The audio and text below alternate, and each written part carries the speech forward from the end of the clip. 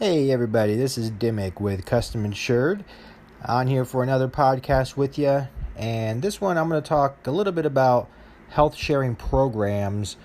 These have been around for a while, but they've become much more popular recently. So more and more people are coming across them and using them. So I just want to take a moment or two to kind of dig in a little bit, talk about what is a health sharing program. So really, first and foremost, people are using this in place of traditional health insurance. Why are they doing this? Primarily cost.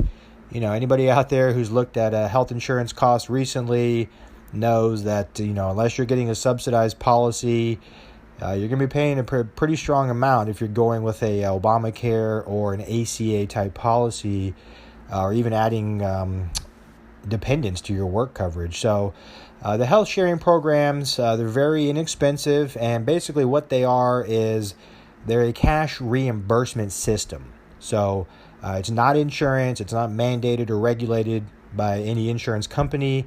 It's all really just kind of based on faith. So really the way it works is if you go into ER, doctor, whatever, hospital, you have your stay, you don't have an insurance card or anything you can show them when you go in.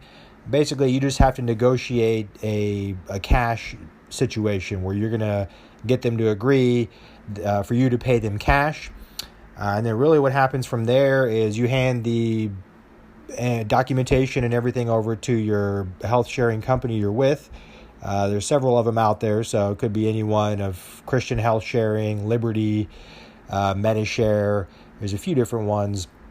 You send your documentation over to them, and they basically try to negotiate the lowest possible price on that healthcare directly with the facility.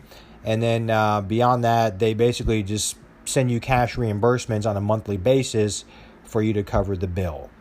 So these, they have their place. They're very effective as far as serving as an exemption to the Obamacare mandate, which actually that's going away in January, or the penalty is going to be zero, so effectively gone.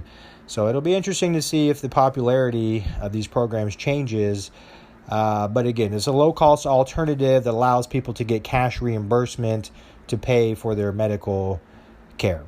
That's all for now. We'll have another podcast shortly. In the meantime, you can check us out at CustomInsured.com or Facebook Health Insurance ATX.